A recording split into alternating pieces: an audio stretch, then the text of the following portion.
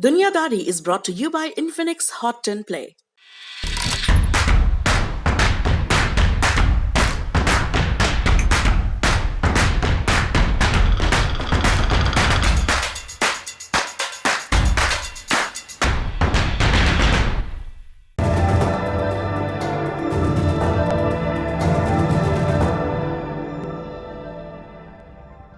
नमस्ते, मेरा नाम सौरभ द्विवेदी है और आप लल्लन टॉप का इंटरनेशनल खबरों का डेली बुलेटिन दुनियादारी देख रहे हैं। यहाँ मैं ठहर के खबर बताऊं उससे पहले आप में से जो बंधुवर कमेंट बॉक्स में आकर लिखते हैं कि देश में इतना कुछ हो रहा है उस पर चुप क्यों हो।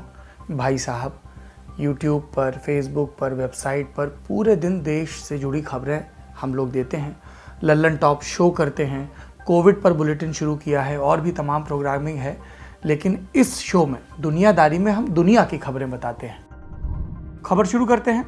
पाकिस्तान में लंबे समय से एक चलताऊ पैटर्न दिख रहा है। एक कट्टरपंथी संगठन प्रोटेस्ट शुरू करता है, राजधानी को घेर कर बैठता है, जमकर हिंसा होती है, सरकार संगठन पर कार्रवाई करती है और फिर सरकार का मन बदल जाता है, वो दबाव में आ जाती है, उस संगठन से गलबहियां करने लगती है और मांगों को एक झटके में मान लेती है।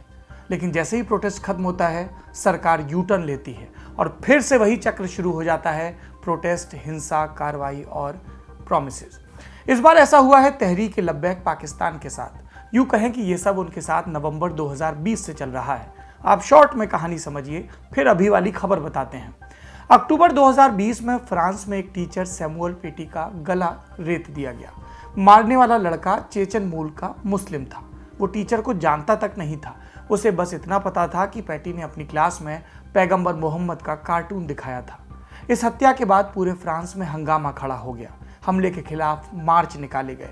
फ्रांस के राष्ट्रपति इमैनुअल मैक्रों ने कहा कि कार्टून दिखाए जाते रहेंगे, ये उनकी अभिव्यक्ति की स्वतंत्रता है। उन्होंने ये भी कहा कि इस्लाम में पुनर्जागरण की ज़रूरत है। इससे मुस्लिम मुल्क नाराज़ हो गए। उन्होंने फ्रांस और मैक्रों के खिलाफ मोर्चा खोल दिया। फ्रेंच प्रोडक्ट्स का बायकॉट होने लगा। इसका असर पाकिस्तान में भी दिखा। वहाँ एक संगठन है तहरीक लब्बैक, शॉर्ट में TLP, 2015 में बना था। ये ईश निंदा यानी पैगंबर मोहम्मद की शान में गुस्ताखी करने वालों को मौत की सजा देने की मांग करता है। TLP को उस समय एक बड़ा मौका दिखा जब ये सब हुआ। उसने अपना बेस मजबूत करने के लिए कवायद शुरू की। नवंबर 2020 में संगठन ने रावलपिंडी और पाकिस्तान की राजधानी इस्लामाबाद को जाम कर दिया।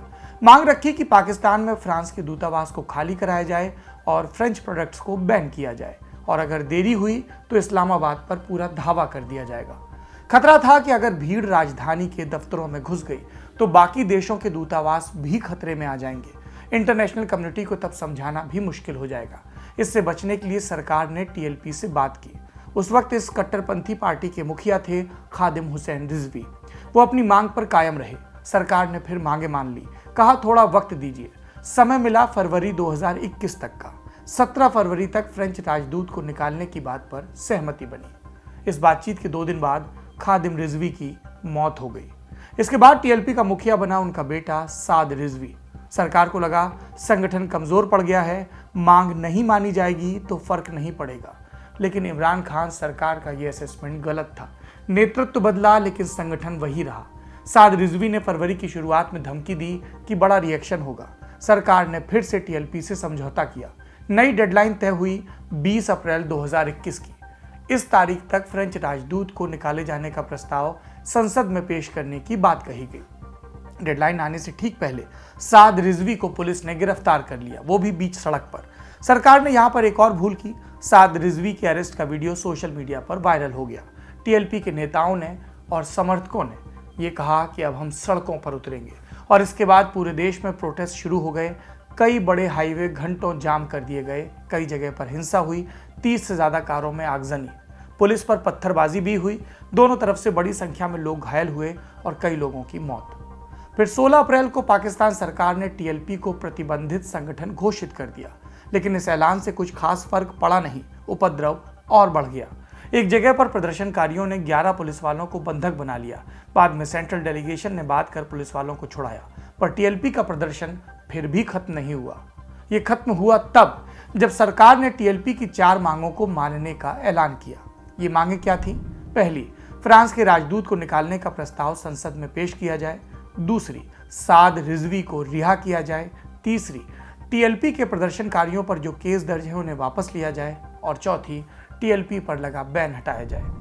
मंगलवार 20 अप्रैल को सहमति बनते ही टीएलपी ने प्रोटेस्ट वापस लेने का ऐलान किया। आगे क्या हुआ? पहली मांग पर उसी शाम नेशनल असेंबली की आपात बैठक हुई। इसमें प्रस्ताव पेश हुआ कि फ्रांस के राजदूत को बाहर निकाला जाए या नहीं। बहस हुई। मुख्य विपक्षी पार्टी पाकिस्तान मुस्लिम लीग नवाज ने कहा प्रस्ताव में खामियां हैं, इसमें सुधार के लिए समय चाहिए। बाकी विपक्षी पार्टियों ने इमरान सरकार पर अंधेरे में रखने का आरोप लगाया, यानी इस मुद्दे पर सहमति नहीं बन सकी। अब दोनों पक्ष साथ बैठकर प्रस्ताव पर चर्चा करेंगे। नेशनल असेंबली की अगली बैठक 23 अप्रैल को है, जिसमें आगे की बात होगी। दूसरी मांग थी साद रिजवी की रिहाई की। उन्हें लाहौर की कोट लखपत जेल से रिहा किया गया। रिहाई का ऐलान सुबह हो चुका था, लेकिन देर शाम तक रिटन ऑर्डर जेल में नहीं पहुंचा। तीसरी मांग टीएलपी समर्थकों पर दर्ज केस वापस लेने की। सरकार ने इस पर हामी भरी है। जिस तरह का समर्थन टीएलपी को मिल रहा है, इस मांग से मुकरना इमरान सरकार के लिए शायद मुश्किल हो। चौथी मांग थी संगठन पर लगा प्रतिबंध हटाना। इमरान खान ने ऐसा करने से साफ मना कर दिया। कहा कि उनकी सरकार का ऐसा इरादा नहीं है। अगर टीएलपी को प्रतिबंध हटवाना है तो कोर्ट का दरवाजा खटखटाना होगा। इन चार मांगों में सबसे अहम क्या है? फ्रेंच राजदूत का निष्कासन। पूरा मसला यहीं पर आकर फंस रहा है। पाकिस्तान सरकार के लिए ये कदम आत्मघाती साबित हो सकता है। ये बात खुद पाकिस्तान के प्रधानमंत्री इमरान खान कह चुके हैं। सोमवार 19 अप्रैल को उन्होंने देश के नाम संबोधन किया और कहा कि अगर पाकिस्तान फ्रांस के राजदूत को निकालता है तो देश को भारी परेशानी का सामना करना पड़ेगा। इमरान खान ने क्या डर गिनाए? कहा कि पाकिस्तान की टेक्सटाइल इंडस्ट्री का बड़ा हिस्सा यूरोप में जाता है। अगर यूरोप ने ट्रेड पर रोक लगा दी तो लोग भूखों मरने लगेंगे। खान ने अपने संबोधन में डर जताया कि यूरोपियन यूनियन के सारे देश अपने यहाँ से पाकिस्तान के राजदूतों को भी बाहर निकाल सकते हैं और ये पाकिस्तान के लिए बड़ा झटका होगा। इंटरनेशनल कम्युनिटी में उसकी साख पर बट्टा लगेगा। उन्होंने अपने संबोधन में इस फैसले के असर को समझाने की कोशिश की। कहा कि सरकार और टीएलपी का मकसद एक है, लेकिन रास्ते अलग अलग। उनकी सरकार इंटरनेशनल फोरम के जरिए ईश निंदा को रोकना चाहती है, जबकि टीएलपी हिंसा के जरिए। हालांकि इमरान खान के संबोधन के अगले दिन ही उनकी सरकार को झुकना पड़ा। टीएलपी की डिमांड के मुताबिक नेशनल असेंबली में प्रस्ताव पेश करना पड़ा। अभी क्या स्थिति है?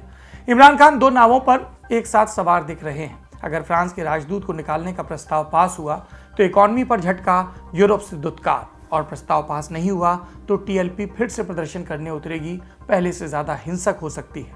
और अगर ऐसा हुआ तो इस बार इस पर काबू करना मुश्किल होगा। ये था आज का बड़ी खबर सेगमेंट दुनियादारी का। अब कोरोना से जुड़ी एक खबर भी बता देते हैं आपको। ये खबर डेनमार्क से है। एक तरफ यूरोप के कई देश कोरोना की तीसरी लहर से जूझ रहे हैं, वहीं डेनमार्क पहले से लगी पाबंदियों को हटाने जा रहा है।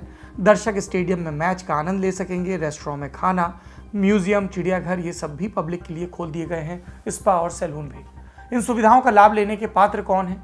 वो लोग जिनके पास कोरोना पासपोर्ट है। हमने आपको विस्तार से कोरोना पासपोर्ट के बारे में दुनियादारी में बताया था। इसका नियम क्या है? भीड़भाड़ वाली जगहों पर जाने के लिए एंट्री पॉइंट पर पासपोर्ट दिखाना होगा। ये एक किस्म का डिजिटल ऐप है, मोबाइल पर इंस्टॉल करना होता है और जैसे ही आप किसी सरकारी सेंटर पर टेस्ट करवाते हैं, आपकी रिपोर्ट आईडी नंबर के साथ अटैच होती है, जो इसमें रिफ्लेक्ट होती है। मसलन आपने कितने दिन पहले कोरोना का टेस्ट करवाया, रिपोर्ट में क्या आया, वैक्सीन कब लगवाई, कब संक्रमित हुए थे और किन परिस्थितियों में आपको भीतर दाखिला मिल सकता है। इसके अलावा संक्रमण को लेकर एक राइडर भी है। अगर आप 2 से 12 हफ्ते पहले संक्रमण से रिकवर हुए हों तो आपको एंट्री मिलेगी। ऐप स्कैन करिए, सब सही रहा तो भीतर जाइए। डेनमार्क 21 मई तक बाकी पाबंदियां भी हटा देगा। तब तक 50 साल से ऊपर के इसके सभी नागरिकों को वैक्सीन लग जाएगी। फिलहाल 20% आबादी को वैक्सीन की कम से कम एक खुराक लग चुकी है। पाबंदियां हटने के क्रम में कल हमने आपको ग्रीस के बारे में बताया था, आज डेनमार्क। तो क्या पूरा यूरोप इससे मुक्त हो गया? नहीं। कई देश हैं जो नए सिरे से पाबंदियां लगाने के बारे में विचार कर रहे हैं, जैसे जर्मनी, इटली, स्पेन और फ्रांस। यहाँ पर कोरोना फिर से बेकाबू स्थिति में पहुंच चुका है और लॉकडाउन की संभावना पर, आशंका पर, संभावना नहीं, विचार हो रहा है। तो डेनमार्क में ऐसा कैसे हुआ? 2 बड़ी वजहें बताई जा रही हैं। पहली है मास टेस्टिंग। सरकार ने जगह जगह टेस्टिंग सेंटर बना रखे हैं। यहाँ लोग फ्री में कोरोना की जांच करवा सकते हैं। डेनमार्क एक दिन में लगभग 5 लाख टेस्ट करने में सक्षम है। लोगों से हफ्ते में कम से कम एक बार टेस्ट करवाने की अपील की गई है और इसी आधार पर उनका कोरोना पासपोर्ट भी अपडेट हो रहा है। मास टेस्टिंग से संक्रमित लोगों को आइसोलेट करना आसान हो गया है। डेनमार्क में कोरोना टेस्टिंग की दर बाकी देशों की तुलना में बहुत ज़्यादा है और इसी वजह से जो बीमार हैं उनको समय रहते बचाने में भी कामयाबी मिल रही है। दूसरी वजह है सरकार पर भरोसा। सरकार महामारी के मसले पर शुरुआत से गंभीर रही। डेनमार्क लॉकडाउन लगाने और सीमाओं को बंद करने में सबसे आगे रहा। खतरा बढ़ा तो सरकार ने भीड़भाड़ वाले आयोजनों और स्कूल कॉलेज जैसी जगह जहां पर गैदरिंग हो सकती है उस पर रोक लगा दी। पब्लिक ट्रांसपोर्ट से बचने की सलाह भी दी। लोगों ने सरकार के फैसलों पर भरोसा भी किया। पॉलिटिकल पार्टीज ने भी एकजुटता दिखाई और इसके बाद ये सामान्य स्थिति आई। कोरोना पासपोर्ट का जब फैसला हुआ तब भी 10 में से 9 पार्टियों ने अपनी सहमति जताई। इसके अलावा मुफ्त का हेल्थ सिस्टम और एक दूसरे के साथ खड़े रहने की भावना ने भी महामारी के दंश को कम करने में अहम भूमिका निभाई। डेनमार्क दूसरे देशों के पर्यटकों के लिए भी ट्रैवल बैन हटाने जा रहा है। क्वारंटीन फ्री ट्रैवल शुरू करने जा रहा है। इसके लिए एक येलो लिस्ट जारी की गई है। इसमें उन देशों के नाम हैं जहां के यात्री बिना क्वारंटीन डेनमार्क की यात्रा कर सकते हैं। इससे पहले इजराइल ने ग्रीन पास का सिस्टम शुरू किया था। यूरोप के बाकी देश भी कोरोना पास का सिस्टम लॉन्च करने की तैयारी कर रहे हैं और डेनमार्क से सीख रहे हैं।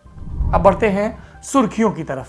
पहली सुर्खी अमेरिका से। जॉर्ज फ्लॉयड की हत्या के केस का ट्रायल पूरा हो गया। अदालत ने पुलिस अधिकारी डेरेक शॉविन को हत्या का दोषी करार दिया।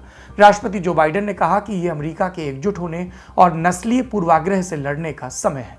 हम जानते हैं कि 25 मई 2020 को शॉविन ने फ्लॉयड की गर्दन को अपने घुटने से दबा दिया था और दम घुटने से जॉर्ज फ्लॉयड की मौत हो गई थी। उनके आखिरी शब्द थे, आई कांट ब्रीथ। इस घटना का वीडियो वायरल होने के बाद पूरे अमेरिका में ब्लैक लाइव्स मैटर आंदोलन हुए थे। 29 मार्च 2021 को मिनियापोलिस के हेनेपिन कोर्ट हाउस में इस मामले का ट्रायल शुरू हुआ। 3 हफ्ते बाद फैसला आया। डेरेक शॉविन की सजा पर अगले 2 महीने में फैसला लिया जाएगा। दूसरी सुर्खी तुर्की से है। यहाँ 24 अप्रैल से 4 मई के बीच अफगानिस्तान शांति सम्मेलन आयोजित होने वाला था, लेकिन तुर्की ने इसे पोस्टपोन कर दिया। हवाला दिया गया रमजान के महीने का। दरअसल तालिबान ने समिट में हिस्सा लेने से मना कर दिया था। उनका कहना था कि जब तक सभी विदेशी सैनिक अफगानिस्तान से बाहर नहीं जाते तब तक हम किसी भी सम्मेलन में हिस्सा नहीं लेंगे।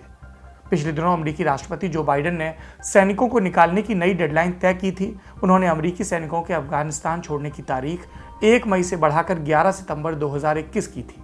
तालिबान इससे नाराज हो गया। 1996 से 2000 तक अफगानिस्तान पर तालिबान का शासन था। 9/11 के हमले के बाद अमेरिका के नेतृत्व में विदेशी सेनाओं ने, जिसमें नाटो भी शामिल था, तालिबान को बेदखल कर दिया था सत्ता से। आज की तीसरी सुर्खी नेपाल से है। नेपाल के पूर्व राजा ज्ञानेंद्र वीर विक्रम सिंह और रानी कोमल राज्यलक्ष्मी देवी शाह कोरोना संक्रमित पाए गए हैं। ये दोनों हरिद्वार में आयोजित कुंभ मेले में हिस्सा लेकर वापस लौटे थे। फिलहाल दोनों को उनके राजमहल निर्मल निवास में आइसोलेशन में रखा गया है। ज्ञानेंद्र नेपाल में राजा के पद पर बैठने वाले अंतिम शख्स थे। 2001 में उनके बड़े भाई राजा बीरेंद्र की हत्या के बाद वो गद्दी पर बैठे। जून 2008 में संसद ने राजशाही खत्म करने पर मुहर लगाई, जिसके बाद ज्ञानेंद्र को गद्दी छोड़नी पड़ी। आज की दुनियादारी में इतना ही। कल फिर मुलाकात होगी ऐसी उम्मीद है।